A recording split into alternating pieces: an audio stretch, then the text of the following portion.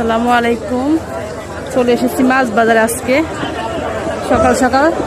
সবাই আমার সাথে থাকুন। আজকে মাছের পাইকারি আরো চলে এসেছি। কীরকম মাছের দাম আমার সাথে থাকুন, জানতে পারবেন। কত করে কাকা?